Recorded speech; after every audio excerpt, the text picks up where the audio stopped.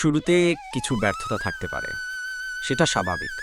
ঠিক যেরকম একটি শিশু উঠে দাঁড়াতে চায়, হয়তো সে পড়ে যায়, কিন্তু তার মানে এই নয় যে সে তা বাদ দেবে। তাকে চালিয়ে যেতে হবে। সময় আসবে যেদিন সে ভালোভাবে দাঁড়াবে। সময় আসবে যেদিন তুমিও পূর্ণাঙ্গ কৃষ্ণ ভাবনাময় হবে।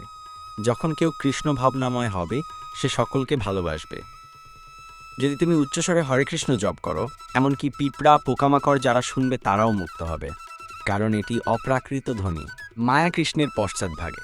আর যদি আমরা সর্বদা আমাদেরকে কৃষ্ণের সম্মুখভাগে রাখি, তার সেবায় নিযুক্ত হই, তাহলে কৃষ্ণের পশ্চাৎভাগের বহিরঙ্গা শক্তি আমাদের আক্রমণ করতে পারবে না। একজন শুদ্ধ ভক্ত সর্বদা নিজেকে ভক্ত নই বলে মনে করেন। যদি কেউ নিজেকে উত্তম ভক্ত বা উত্তম অধিকারী বলে ভাবে, তবে সেটি ভালো নয়। আমাদের গর্বে স্ফীত হওয়া উচিত নয়। ভক্ততা পরিহার করেন, সর্বদা মধ্যম স্তরে থাকেন। কৃষ্ণ সকলকে কিছু বিশেষ যোগ্যতা দিয়েছেন, আর বিশেষ দক্ষতার দ্বারা কৃষ্ণের সেবা করা মানে সফল জীবন। নিঃসঙ্গতা অনুভব হলো কেবল পূর্ব বদ্ধাবস্থার অস্থায়ী প্রকাশ। আমাদেরকে কৃষ্ণের সাথে নিত্য সখ্যতা স্থাপনে মনোযোগী হয়ে একাগ্র হওয়ার প্রচেষ্টা করা উচিত। ঠিক একজন অসুস্থ ব্যক্তির মতো, যতই সে আরোগ্য লাভ করবে, ততই আরও বেশি প্রীতিকর অনুভব করবে। একইভাবে যতই আমরা কৃষ্ণ ভাবনাময় অবস্থা প্রাপ্ত হব, নিশ্চিতভাবে এটি আনন্দদায়ক হবে, কারণ সকল আনন্দের উৎস হলেন কৃষ্ণ। ধান এবং ধানের তুষ দেখতে অনেকটা একই রকম। যে ধান থেকে চাল বের করতে জানে সে অভিজ্ঞ, কিন্তু যে তুষকে কিছু পাওয়ার আশায় বারবার আঘাত করে, সে বৃথায় শুধুমাত্র তার শ্রমের অপচয় করে। তদ্রূপ যদি কেউ বেদের মূল লক্ষ্য শ্রীকৃষ্ণের সন্ধান ছাড়া বেদ শিক্ষা লাভ করে, সে কেবল তার মূল্যবান সময়ের অপচয় করে। আমরা হয়তো প্রতিরক্ষার অনেক উপকরণ বা অস্ত্র আবিষ্কার করতে পারি, কিন্তু মৃত্যুর নিষ্ঠুর হাত থেকে কোনো রক্ষা নেই। অনেক সুন্দর কিছু উৎপাদনের মাধ্যমে হয়তো তুমি অগ্রগতি করতে পারো, কিন্তু মৃত্যু বা বার্ধক্য হতে ত্রাণ লাভের জন্য কোনো কিছু তৈরি করতে পারবে না। এই জড়জগতে আমরা সমাজ, বন্ধুত্ব এবং ভালোবাসার মাধ্যমে সুখী হওয়ার চেষ্টা করি, কিন্তু যে সুখ আমরা লাভ করি তাকে মরুভূমির মধ্যে এক ফোঁটা জলের সাথে তুলনা করা যায়। আমাদের হৃদয় প্রকৃত আনন্দের, চিন্ময় সুখের আকাঙ্ক্ষা করে। আমরা কৃষ্ণের জন্য লালায়িত, সেটাই আমাদের অভ্যন্তরীণ বাসনা। আমরা নিত্য সুখ লাভের প্রচেষ্টা করছি। একজন বাদক সঙ্গীতের প্রতি তার প্রচুর আসক্তির কারণে সে সুনিপুণভাবে তা বাজানোর প্রয়াস করে। তাই ভালোবাসাই হলো ভিত্তি। একইভাবে যখন তুমি কৃষ্ণ সেবা করো, যদি তোমার কৃষ্ণের প্রতি কোনো প্রীতি না থাকে, তুমি খুব সুচারুভাবে তার সেবা করতে পারবে না। আর যদি তা অত্যন্ত প্রীতি ও ভালোবাসা দ্বারা করা না হয়, কৃষ্ণও তোমার সেই সেবা গ্রহণ করবে না। কৃষ্ণ দরিদ্র নন। কৃষ্ণ এখানে আসেন না। তিনি খুব ক্ষুধার্ত নন। তিনি এখানে তোমার লুচি আর রসগোল্লা খেতে আসেন না। কিন্তু কৃষ্ণ এতই দয়ালু যে তুমি ভক্তিভরে নিবেদন করলে তিনি তোমার কাছে তা গ্রহণ করতে আসেন। যদি কেউ প্রকৃত কৃষ্ণ ভাবনায় স্থিত থাকেন, তিনি সবচেয়ে কঠোর দুর্দশা মোকাবেলা করতে পারেন এবং সম্পূর্ণরূপে অনুদ্বিগ্ন থাকেন। আমাদেরকে ছোটখাটো ব্যাপারগুলো ভুলে যেতে এবং ক্ষমা করতে শিখতে হবে, কারণ যখনই কোনো স্থানে দুইজন থাকে, সেখানে সর্বদা কোনো ভুল বোঝাবুঝি হবে। একটি সাপকে হয়তো ঔষধি ও মন্ত্র দ্বারা বশ করা যায়, কিন্তু যে ব্যক্তি ঈর্ষাপরায়ণ তাকে নয়, তাই সে সাপের চেয়ে বেশি বিপজ্জনক। যতই তোমার ভগবত ভক্তি গভীর হবে, ততই বেশি বেশি কৃষ্ণ দর্শন হবে, ততই আরও বেশি পবিত্র ধামব্রজের গুণাবলী তুমি উপলব্ধি করবে। যদি তোমার কর্মে পরিপূর্ণতা লাভ করতে চাও, তাহলে অবশ্যই পরমেশ্বর ভগবানের সন্তুষ্টি বিধানের প্রচেষ্টা করতে হবে, অন্যথায় কেবল সময়ের অপচয় হবে। জিহ্বা দ্বারা যদি তুমি হরে কৃষ্ণ মহামন্ত্র জপ করো এবং জিহ্বা দ্বারা প্রসাদ আস্বাদন করো, তুমি পূর্ণতা প্রাপ্ত হবে শুধুমাত্র এই দুইটি সম্পাদনের মাধ্যমে। স্বামী যদি উত্তম শ্রেণীর হয় আর স্ত্রী যদি সতী এবং বিশ্বস্ত হয়, তবে গৃহ হল স্বর্গ। যদি তুমি টাইপরাইটার বা মুদ্রালিখন যন্ত্রকে স্বর্গে পাঠাও, এটি টাইপরাইটার হিসেবে কাজ করে যাবে। হয় নরক না হয় স্বর্গে, টাইপরাইটার মাইনাস কাট কাট কাট করবে। একইভাবে আমাদের অবস্থান হলো দাস্য। যদি তুমি কৃষ্ণের দাস না হও, তবে তুমি তোমার স্ত্রী, তোমার সন্তান, তোমার আত্মীয়, তোমার দেশ, তোমার জাতি, তোমার কুকুরের দাস হবে। তাই অবশ্যই আমাদেরকে কৃষ্ণের দাস হতে হবে। তুলসী একটি আরাধ্য উদ্ভিদ, তাতে ঔষধ ছিটানোর প্রশ্নই আসে না। কেবল প্রতিদিন তুলসী দেবীকে জল দিলে এবং তাকে পরিষ্কার রাখলে সবচেয়ে ভালো হয়। অন্য কিছুর প্রয়োজন নেই।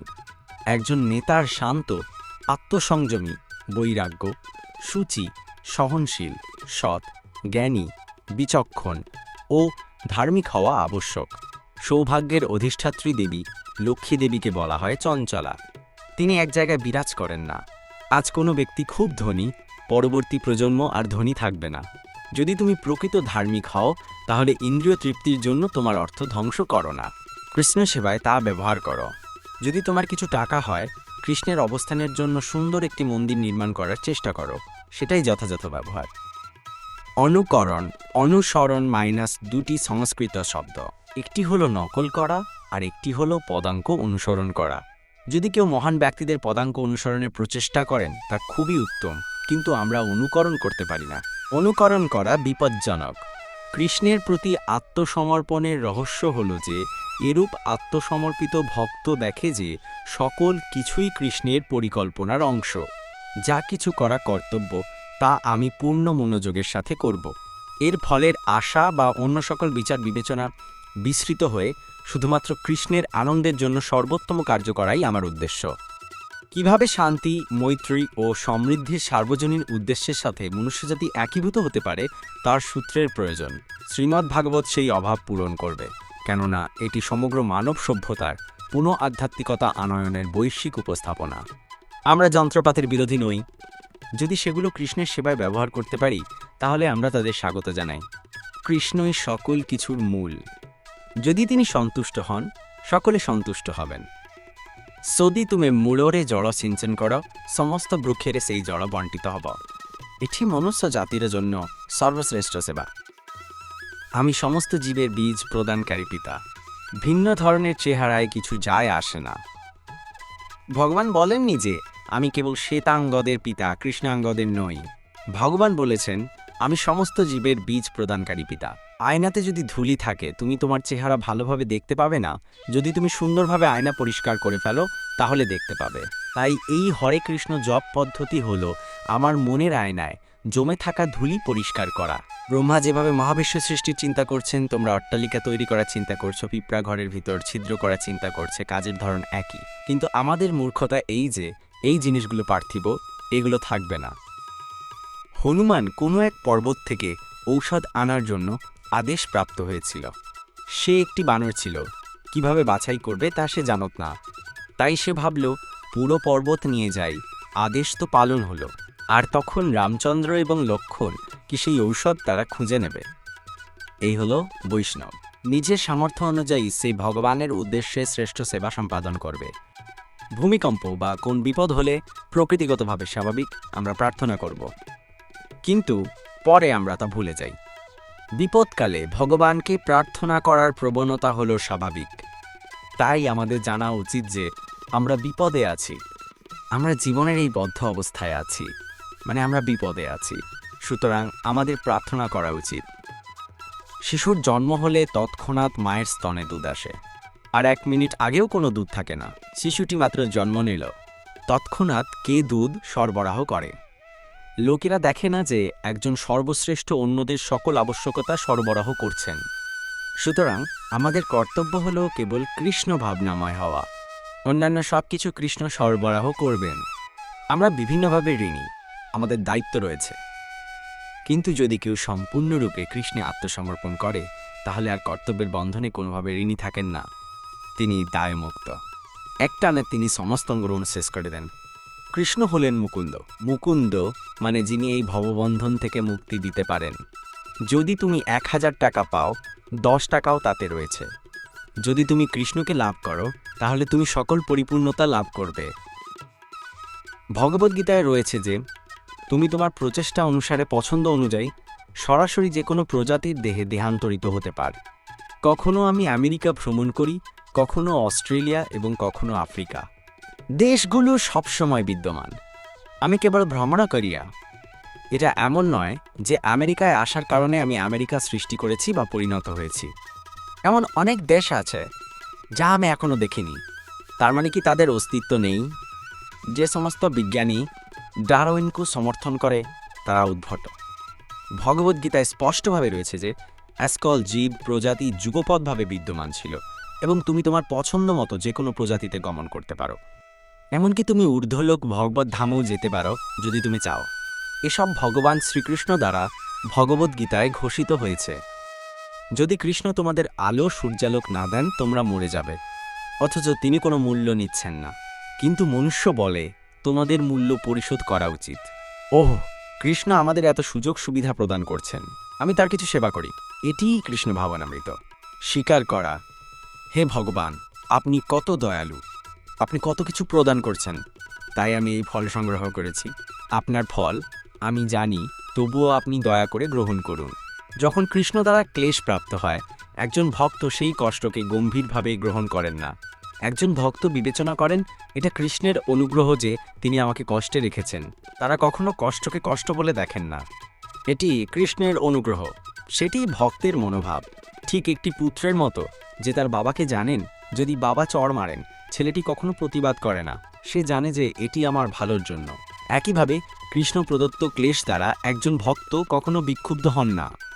স্পষ্ট দর্শনের জন্য চোখে ঔষধ দিতে হয়। যখন ভগবত প্রেমরূপ মলম আমাদের চোখে প্রয়োগ করা হয়, তখন সেই চোখ দিয়ে আমরা ভগবানকে দেখতে সমর্থ হই। ভগবান অদৃশ্য নন।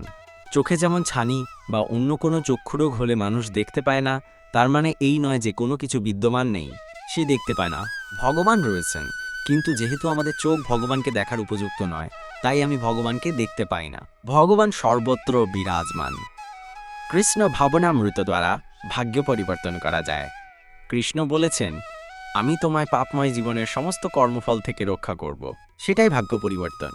যখন তুমি কৃষ্ণের নিকট আত্মসমর্পণ করবে, তিনি তোমার সকল পাপ কর্ম এবং তার ফল মেটানোর দায়িত্ব নেবেন। কৃষ্ণের নিকট আত্মসমর্পণ করো, তাহলে তোমার ভাগ্যের পরিবর্তন হবে। রামচন্দ্রের জীবনী ভগবানের কীর্তিকলাপ, লীলা যদি আমরা শুনি, তার মানে আমরা রামচন্দ্রের সঙ্গ করছি।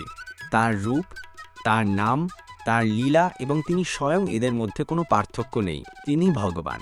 সুতরাং হয় তুমি রামের পবিত্র নাম অথবা রামের শ্রীবিগ্রহ দর্শন বা তার চিন্ময় লীলার আলোচনা করো, সব কিছু, তার মানে তুমি পরমেশ্বর ভগবানের সঙ্গ করছো। আমরা এই দিনগুলি লাভ করি যখন ভগবানের অবতার আবির্ভূত বা তিরোহিত হন, আর আমরা তার সঙ্গ লাভ করার চেষ্টা করি। সর্বদা শ্রীকৃষ্ণের চরণপদ্মের চিন্তা করো, অতঃপর কৃষ্ণ কর্তৃক তোমার উপর ন্যস্ত কর্ম সম্পাদনে তুমি কোনো বাধা খুঁজে পাবে না। চাণক্য পণ্ডিত বলেছেন যে বনে যদি সুন্দর সুরভিত ফুল হয়, এমন ধরনের একটি গাছ তার ফুলের সৌরভ দ্বারা পুরো বনকে মহিমান্বিত করতে পারে। একইভাবে একটি গাছ যার ছালে একটু আগুন ধরে, সেই গাছ পুরো বনকে জ্বালিয়ে ছাই করতে পারে। এই উপমাটি যে কোন ক্ষেত্রে প্রযোজ্য। পরিবারে যদি একটি ভালো ছেলে হয়, সে পুরো পরিবারকে গৌরবান্বিত করতে পারে, এবং একইভাবে যদি কোনো খারাপ ছেলে হয়, সে পুরো পরিবারকে ভস্মে পরিণত করতে পারে। এই চারটি নীতি সর্বদা কৃষ্ণ চিন্তা করা, কৃষ্ণ ভক্ত হওয়া, কৃষ্ণের পূজা করা এবং তাকে মান্য করা, কৃষ্ণকে প্রণাম করা, এটিই কৃষ্ণ ভাবনামৃত। সব কিছু কৃষ্ণ থেকে আসছে। তার কৃপায় আমরা ঐশ্বর্য, ধন লাভ করি, কিন্তু যখন আমরা ধনী হই আমরা কৃষ্ণকে ভুলে যাই, কারণ মায়া খুবই শক্তিশালী। কৃষ্ণ সর্বত্র বর্তমান, সেটি উন্নত ভক্তদের দর্শন। আসলে তিনি রয়েছেন, কিন্তু তবুও নিম্নতর অবস্থানে থাকার কারণে আমাদের জানতে হবে যে এখানে এই মন্দিরে কৃষ্ণ রয়েছেন। কৃষ্ণ সর্বত্র রয়েছেন, কিন্তু আমাদের জন্য, যেহেতু কৃষ্ণকে যে কোনো স্থানে বা সকল স্থানে দেখার শক্তি আমাদের নেই, তাই আমাদের মন্দিরে আসা এবং কৃষ্ণকে দর্শন করা উচিত। এখানে কৃষ্ণ কৃপা করে এখানে এমনভাবে আবির্ভূত হয়েছেন যাতে আমি তাকে দেখতে পাই। সেটাই কৃষ্ণের কৃপা, সেটাই মন্দির। আমাদের উদ্দেশ্য হলো আনন্দ লাভ করা, কিন্তু আমরা ভুল জায়গায় সেই আনন্দ খুঁজি। এক প্রকার বিভ্রান্তি, যেমন মরুভূমির প্রাণীরা, তারা মরীচিকার মধ্যে জলের জন্য দৌড়ায় আর অবশেষে তৃষ্ণার্ত হয়ে মৃত্যুবরণ করে। তারা মায়াময় জল দ্বারা তাদের তৃষ্ণা নিবারণ করতে পারে না। একইভাবে আমরা আমাদের ভোগের তৃষ্ণা মেটানোর জন্য অনেক কিছু তৈরি করার চেষ্টা করছি, কিন্তু আমরা প্রতিটি পর্যায়ে হতাশ হচ্ছি, কারণ জড় অস্তিত্ব হলো এক প্রকার মায়া। প্রকৃত বুদ্ধিমত্তা মানে অনুসন্ধান করা, প্রকৃত সত্য কি, এই মোহের পেছনে প্রকৃত বস্তু কি। যদি আমরা তার খোঁজ পাই, আমরা প্রকৃত আনন্দ অনুভব করতে পারব। পবিত্র নাম জপ করা, যদি আমরা সঠিকভাবে তা করি, কোনো অপরাধ ছাড়া, তাহলে আমাদের কৃষ্ণের সাথে সরাসরি সংযোগ হবে। প্রতিটি কাজ থেকে সকলেই কিছু স্বাদ, কিছু আনন্দের খোঁজ করছে। কৃষ্ণ সকল আনন্দের আধার, রস বিগ্রহ, পূর্ণ বিগ্রহ। যেখানেই কৃষ্ণ, সেখানেই রস, সেখানেই আনন্দ উপভোগ্য। যখন আমাদের চক্ষু ভগবত প্রেম দ্বারা লেপন করা হয়, আমরা সর্বত্র তাকে দর্শন করতে পারি। ভগবত প্রেম বিকশিত করার মাধ্যমে আমরা আমাদের দর্শনের শক্তি বিকশিত করতে পারি। যখন কৃষ্ণ ভাবনায় কেউ পর্যাপ্ত বিকশিত হয়, সে প্রতি মুহূর্তে তার হৃদয়ে এবং সর্বত্র ভগবানকে দেখতে পায়। জয় জগৎগুরু শ্রীল প্রভুপাদ কি জয়। হরে কৃষ্ণ।